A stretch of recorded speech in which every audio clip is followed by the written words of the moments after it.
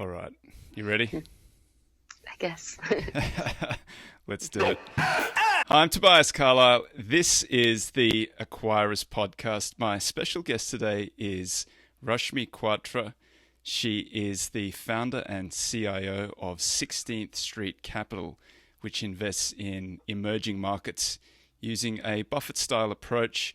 She's a 30 under 30 Forbes Asia graduate of the Wharton School, the youngest partner ever at Prince Street Capital, which is a multi-billion-dollar emerging markets investor. We're going to talk to her right after this.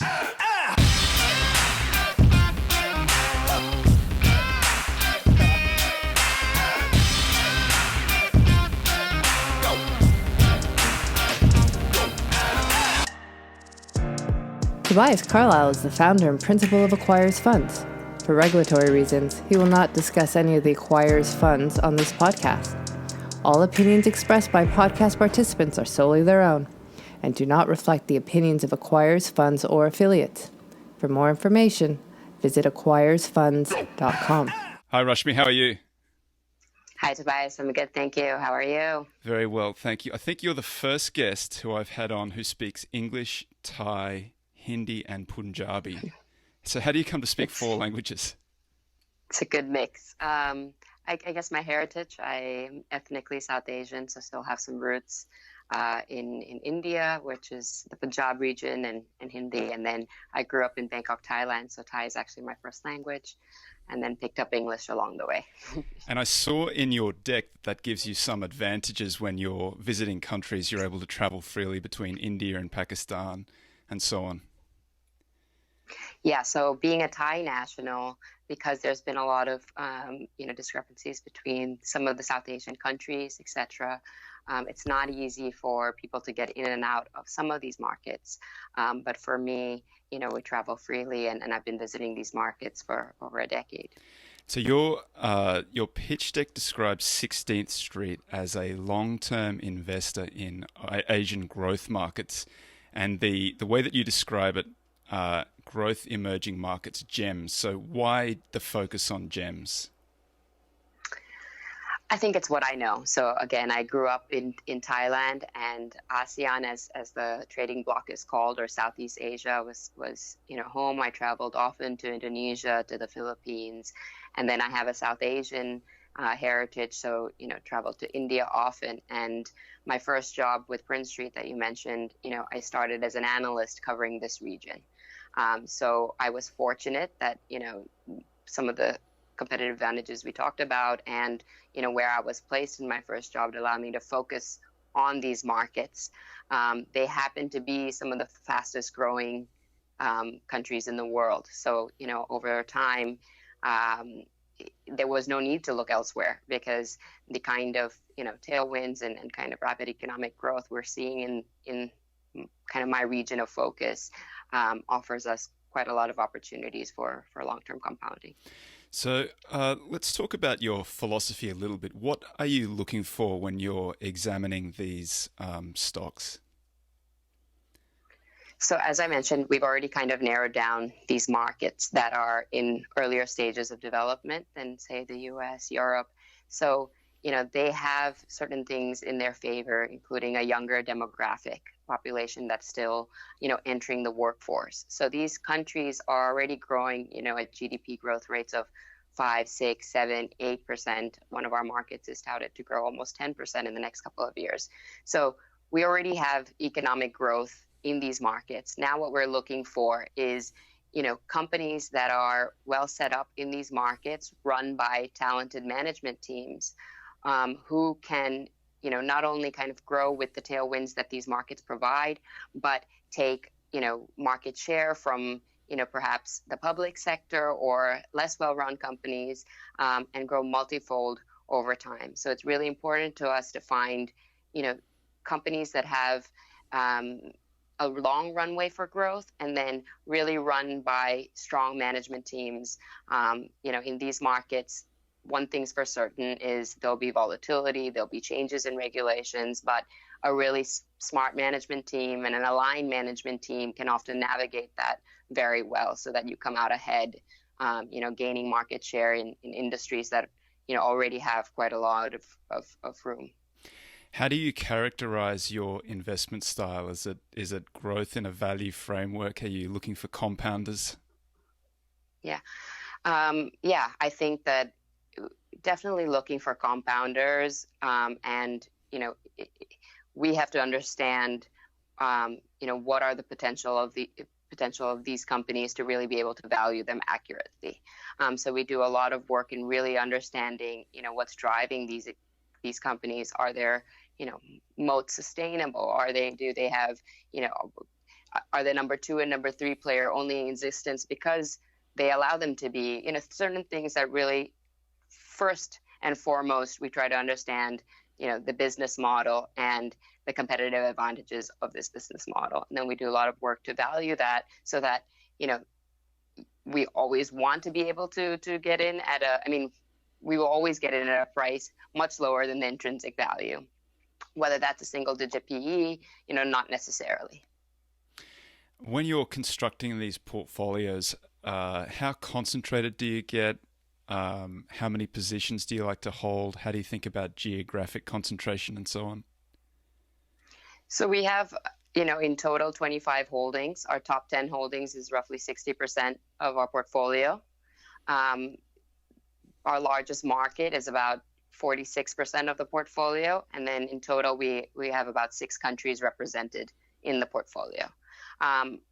Again, I mentioned, these markets are fantastic if you are, have patient capital and a really long-term outlook, because there will be volatility. So we like to have a portfolio that has some diversification in terms of country allocation, so that, when India is going through a liquidity crisis, we can fund from Thailand, or, the Philippines has a change in the political party, and we have an ability to fund from other places of the portfolio to take advantage of that. So it's important for us to have exposure in a few different markets, but we do get quite concentrated in kind of our top 10 positions. You say that you're looking for sectors that can disrupt. So how do you characterize disruption, and what does that mean?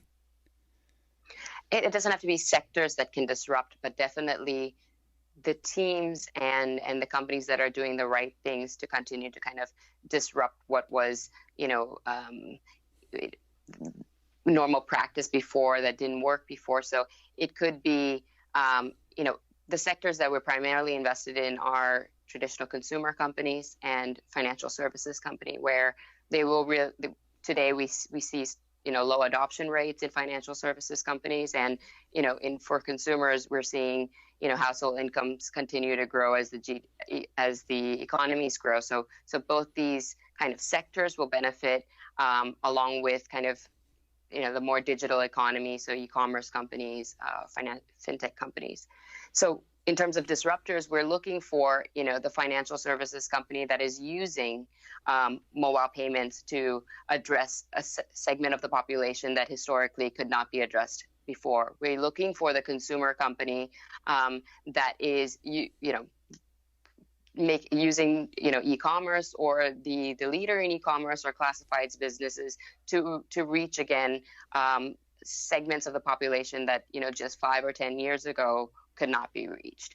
Disruption also means management teams in the private sector that are disrupting the way the government used to do business, so the public sector.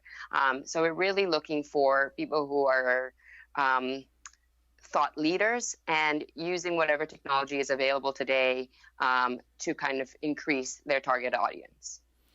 When you're going through your investment process, you talk about finding the compounding trajectory of the business. How do you go about figuring that out?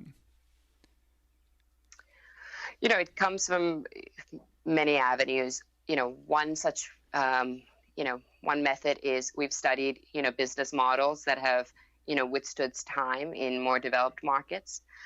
So, we've seen, how retail businesses, for example, have been disrupted in most developed markets, but some formats have withstood even e-commerce. And why is that? And could the same dynamics play out, in Asia, where we're at a much earlier stage of growth, and therefore maybe have, many more years of compounding?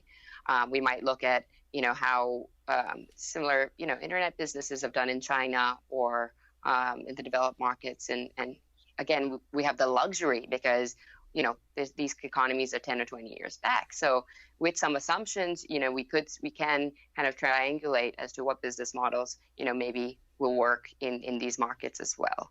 And then alongside that, really identifying, where are the pockets? So adoption rates in, banking are low. If you are using technology and understanding that, while people don't have have bank accounts or insurance, they do have cell phones. So which companies are using technology and cell phones to kind of increase their reach? What does their trajectory look like, from where they are today, and kind of even the market growth that they can expect because of kind of lower penetration or adoption rates.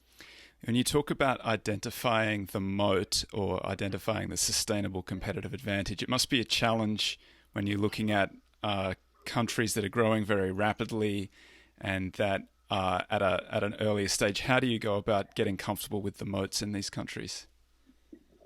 You're right.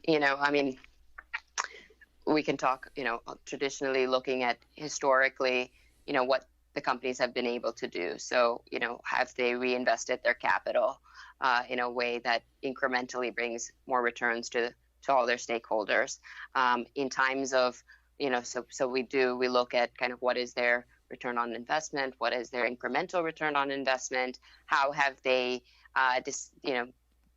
in times of crises or when the economy is slowed or their segment has slowed, have they reinvested in R&D? Have they been able to control costs so that their market share, even in tough times, continue to increase or those kind of dynamics? What are we seeing in times of strain? Is there dominance or is it growing? And over time, how have they allocated capital and then shared it with their stakeholders?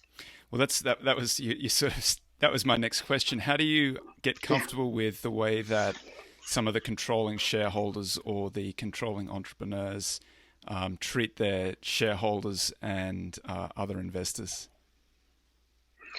We find that the best ones, you really get ahead by partnering with entrepreneurs and shareholders that have large, stakes in the companies. They are the ones that are doing it right, are very aligned.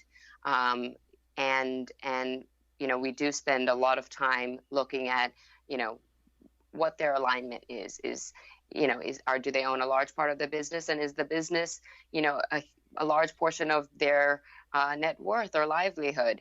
And, over time, how have they allocated capital? And, whether it's through dividends or buybacks or just reinvestment, have they had arm's length dealings, so no related party transactions? These are the kinds of things we look for, in their historical behavior. And then we spend a lot of time on the ground as well, getting to know these management teams. So unlike, some more developed markets, I do believe in these markets, actually, this is true, irrelevant of market, but who you're partnering with is very important.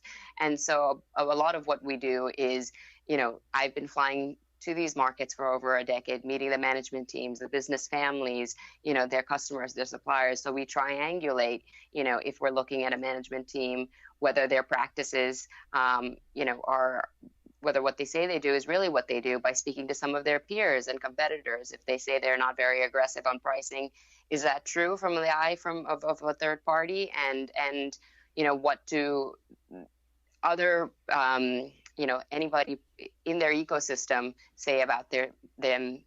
We do interviews with ex-employees. We really do think it's important to assess the management quality, both in kind of their historical actions and kind of a reference check in terms of ensuring that what they're projecting for the future is in alignment with at least what other stakeholders are saying about them. What are the major differences between investing in more developed markets and investing in the areas where you're invested? I mean, there are several differences, but there is often less published research. So the top few companies these markets are just less developed. There's less capital going into the capital markets. The field of finance, the number of hedge funds, everything is lower in Asia. So that means that, while a small cap company in the US may be covered by 7 analysts and, analysts who have been trained to think about, the importance of different parts of a model, here that's just not the case. That's growing. And we're seeing, the financial field grow. So there's more and more coverage even of the less liquid or the smaller companies, but your access to kind of published research will be lower. You also have to deal with, these are dynamics, but definitely much more volatility, the amount of kind of retail investment in some of these markets. So these markets are, while in some of the more developed markets, institutional capital makes up a lot of the trading liquidity. In some of these markets, it will be the retail capital. So you will see volatility, which, you really have to be prepared for in these markets. And it actually provides you, great opportunities for the long term because they trade on emotion. You can really, if you have a long-term horizon, take advantage of that. But those are a few things that, in some of these markets, you need regulatory licenses. So, for me, setting up 16th Street was very important that even when we set up and as we scaled, that we would have direct access to all of these markets, which means you need a foreign portfolio investment license in India. You need to have assigned tax regulators in Bangladesh, etc. So setting up and having access is a little bit more difficult. But once you do, the sophistication actually of the trading systems and the exchanges, are much stronger today. And, when it comes to repatriation of capital, etc., they're almost like the West. You just have to do your own research and be prepared to kind of take advantage of some volatility along the way. Just changing tack slightly, what's it like going from a multi-billion-dollar hedge fund to starting your own shop? It's been a great journey. It's only less than 2 years into it, but I think I learned a lot from the fund that I was with. A lot of wonderful practices I've taken with me into 16th Street. The importance of on-the-ground research, some of the relationships that I've built over the years have allowed me to start this. And now, it's really kind of crafting what I think is sustainable for me for the very long haul. So, it's a journey. I don't know what. What's the significance of the name? It's been 16th Street is where I grew up. So my mom lives on Soi 16. Soi means street in Thailand. And of course, I worked for a fund called Sixteenth Street Capital for many, many years. So 16th Street is kind of home for me. I noticed when I was going through your pitch deck that you have a concentration in India. Is that because it's a bigger market, or do you think that the opportunities there are particularly good? Both. I think the opportunities there are great, but not necessarily better than some of the other markets I invest in. So they're equally as good, if not, maybe more attractive in some of the other markets. But it is a much larger market with more depth. So again, we are focused on more bottoms-up process, which means, we want to be invested with great companies run by great teams. In a market like India, where there's, over 5,000 listed companies, finding a handful of companies is more plausible than, in the Philippines, when really you're only looking at 40 companies that are in your investable universe. So it's a combination of just being a larger, deeper market alongside kind of the long-term opportunity we see in that market. Do you develop relationships with local investors, other local hedge funds when you're looking to invest in these countries? Absolutely. So I do, and I have some great relationships, some great friends, solely, Philippine managers, a Thai manager, Indian managers. Some of them are invested with me in my fund, and we do. I think over the years have cultivated a network, to share ideas and more so, thought processes and I think it is important to, speak to everybody, whether it's fund managers and peers, as I mentioned, the businesses and their comms. So one part of the process is definitely, building relationships with managers in these markets. I ask because I think sometimes there's an advantage to being a local, but then I think there's also sometimes an advantage to being an outsider and being able to view the companies in a country in the context of the rest of the globe. So how do you weight those two considerations? I agree, and I think that we're in kind of the sweet spot because I am considered a local in these markets, and just by virtue of them being smaller markets, Southeast Asia, etc., and the time I've spent in these markets, I've probably visited Pakistan or Bangladesh more than any other manager. So I'm considered local, but then because of kind of our process, first a more regional geographic focus, and then our process which looks at kind of how things have developed, even in the global ecosystem, we're able to zoom out and yet get kind of the access and the treatment as we do, and kind of because so much of our focus is also being on the ground, I do think we see things like a local and then kind of step back and look at how it plays into things and the correlations and kind of triangulate between different markets.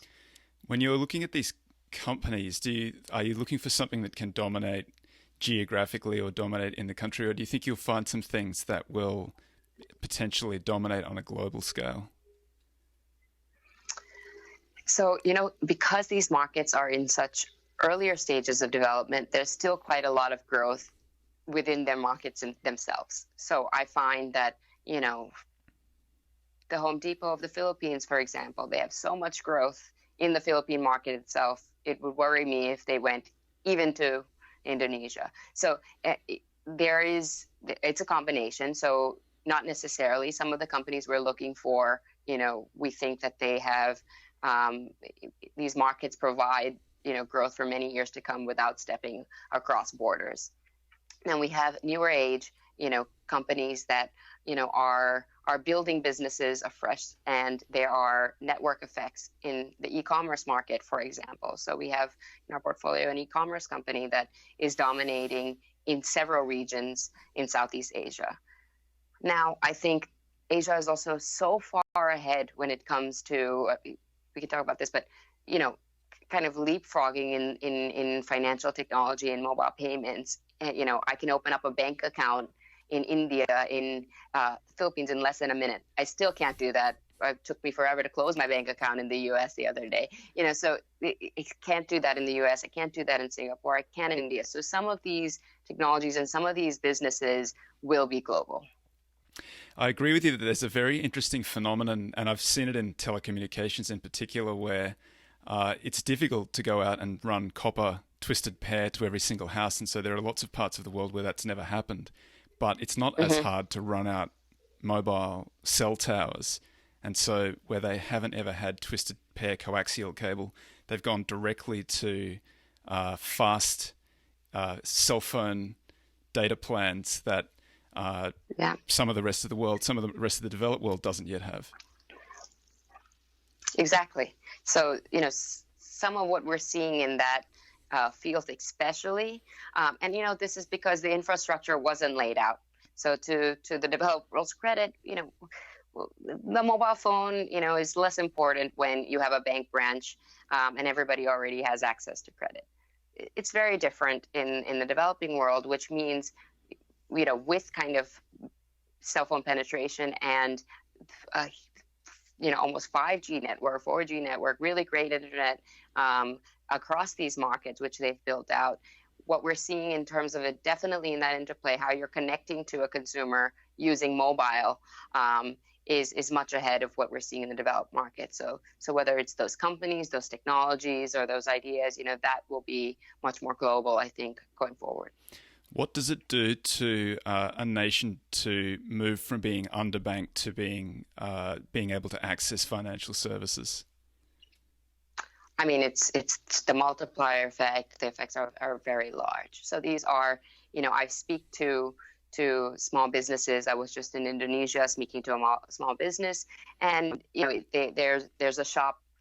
They sell your everyday necessities, personal care, food and snacks, and their business today because they have access to firstly they're using kind of their cell phone and services to provide their customers with more products. So you can now top up your mobile phone digitally at their store. You can buy travel tickets. You can send money to your mom using the payments network. So their businesses are growing because of technology, and now because they're able to. We're using technology to get better data on that shop's economics and how much revenue they're turning over. We can provide financing to them at a much more affordable rate than just a few years ago, which allows the shopkeeper then to think about expanding their business. So we're talking about people getting credit at a much lower rate than they would historically been able to. So it's either they didn't have access to credit, or they were paying a loan shark or somebody in their village a much higher rate. And now we're giving them access to credit at a much lower rate, which allows them to scale their business and doesn't increase risk, because we're able to assess their business much more prudently, kind of because of the information that we're able to get in this digital world. So I think this is a small kind of micro example, but the connectivity, the access to the rural villages that didn't have an ability to kind of scale their businesses, we're seeing that take over, and small and medium enterprises in these markets are a much larger portion of the economy.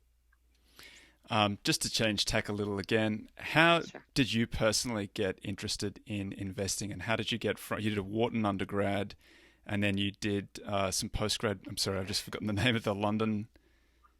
No, that was in a semester abroad. So I went straight from undergrad at Wharton to working for Sixteenth Street Capital, which is a fund that invests in emerging and frontier markets. And why investment? Why value investment? I was very fortunate, I think, to be taught young. Going really back, I think for me, I grew up in a household with sisters and a mom who didn't work, and I could see that she was financially very dependent. And for me, the idea of being kind of self-sufficient and financially secure was always appealing. So I was always looking for a way to sell our books or sell our lemonade or something I enjoyed being able to make money, that's for sure. And I was fortunate because as I was growing up, my father ran a small business. He exported home decor from Thailand mostly to the US. So Pier 1 Imports was one of his largest customers. And I got to follow him around the office and ask him what is trade, who are his customers, how does he go about sourcing. Over the time I got to learn about inventory, credit and things like that, and loved it. I would buy out any excess inventory he had, set up shop in my school, started a small business even back then. And maybe fortunately, again for me, maybe unfortunate or fortunate for him, his business got very competitive. The Indonesian rupiah depreciated during the Asian financial crisis, and exports from Thailand, where the economy is slightly more developed than some of the other region, was just not as competitive. And so he had saved up enough capital to send, my sisters and I to any Ivy League school that we got into. He knew that he could provide that level of education, and it was our kind of what we did next was up to us. And so he became a full-time passive investor in the Thai equities market.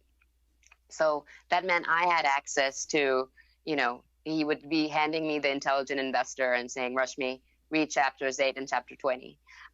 Phil Fisher, Graham, Buffett, I was reading it and fortunate to be able to, and then have somebody to sit with, on a Saturday or Sunday and say, what kind of businesses are you looking at and why is that a good business? And I think because he came from a business of his own, and had made some earlier mistakes in investing, he was very much focused on, finding great companies. Again, it was always instilled in me that the equity markets are just a proxy, that we were lucky that they existed because that meant that you could put 5,000 baht, or $100, $200 in a business, and they're just a proxy to investing in great businesses, which meant I learned, first and foremost, what makes a good business, how to think about business, and that I was intrigued, I enjoyed it, and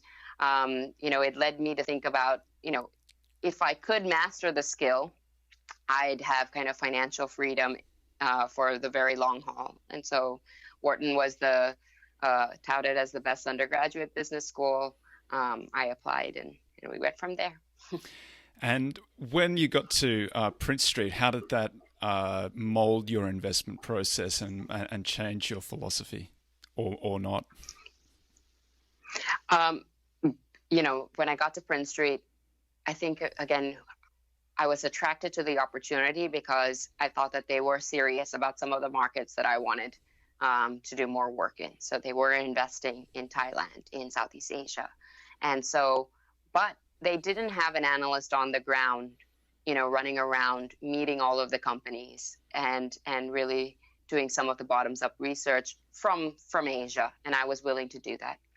So I spent, the first few years of my career at Prince Street really just, I didn't, if somebody mentioned a company in Asia and I didn't know, what they did and who was running it, it didn't sit well with me. So I ran around, these markets, meeting the management teams, whether it's through screens, through conferences, and getting to know the companies very well. So, what Prince Street provided me, which I didn't have, as an earlier investor or as a novice learning, and even my father still doesn't have, is, the access to these management teams. And I think what the importance of understanding kind of on the ground research and the motivations behind some of these families is kind of what I really took away from it and what I focused on, and then brought to them my focus on really diving deep and understanding the companies first and foremost.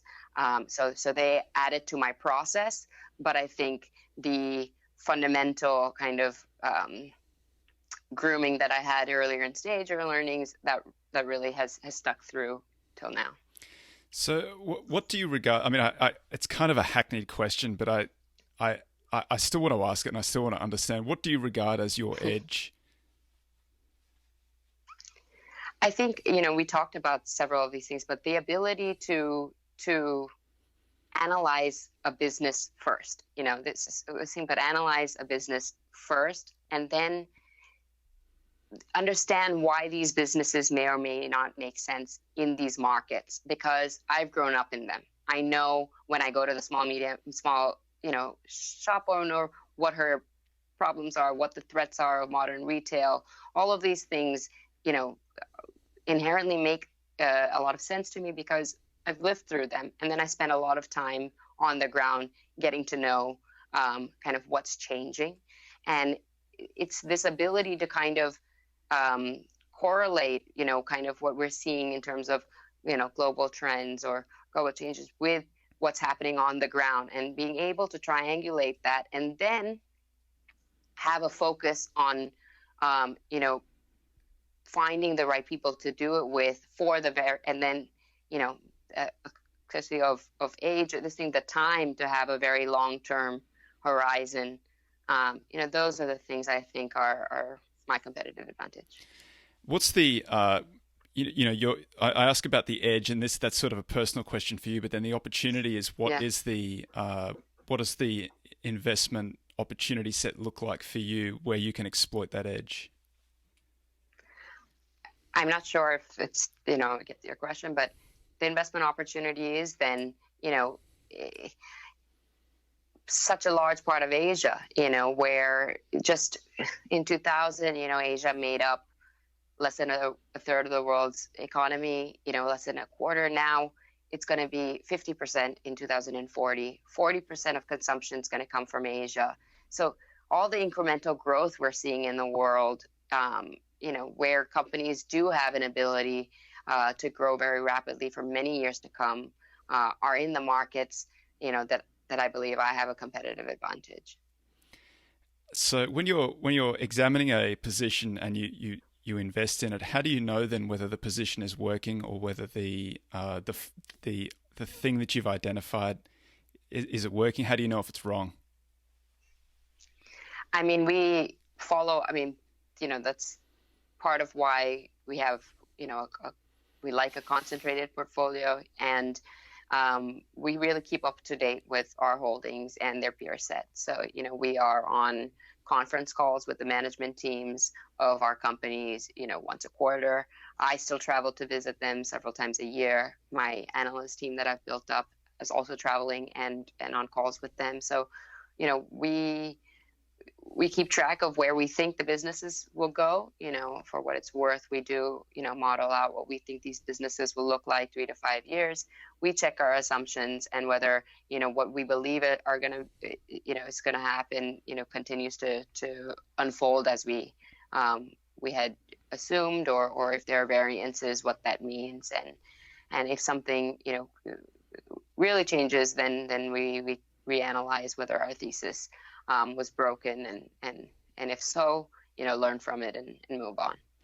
And how do you make a sell decision? Is it your price has been reached, or are you waiting for some sort of deterioration in the fundamental of the business? Oftentimes it's because I need to fund something else. So, historically I sell because I have a better opportunity, or I think it's a better opportunity. And that's more where the sell decisions come from.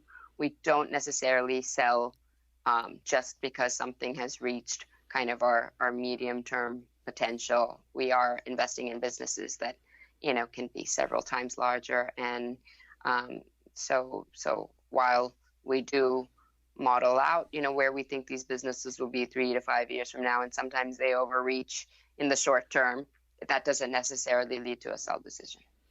Do you trade around positions? If they get too big, do you trim them back? And if they go in the short term, they run against you, do you tend to add to them? It depends. If I have the capital and they go against me, I would add to it. On the other side, again, just because it runs, if I didn't need the capital elsewhere, it's not necessary that I would trim it. And how do you feel about the strategy now, the short-term, medium-term, long-term outlook? Is it a particularly good time to be looking at emerging markets? Absolutely. I think that some of what we've talked about has been true for these economies, the great demographics, economies growing at a more rapid pace in the developed markets has been true for quite some time. But things are happening today and have been happening in the last couple of years that are setting a stage for the next, few years and the next decade of Asia to be particularly strong. So we've talked about some of the, technological changes that just make the target addressable market for the private companies run by private individuals that we really want to be invested alongside, expand exponentially. So I believe that in the next few years, we're going to see, continued, really fast adoption, whether it's e-commerce, whether it's, higher adoption rates in terms of financial services, leading to, more consumers in the formal economy and their ability to spend improving quite substantially. So for us, all of these changes are very positive for our economies, our markets, our countries, our companies. And we're looking forward to the next several of years. Emerging has underperformed the US in particular. Almost everything in the world underperformed the S&P 500. But that has led to this unusually wide valuation discount for emerging versus developed. Does that make the opportunity set even better, do you think? I think so.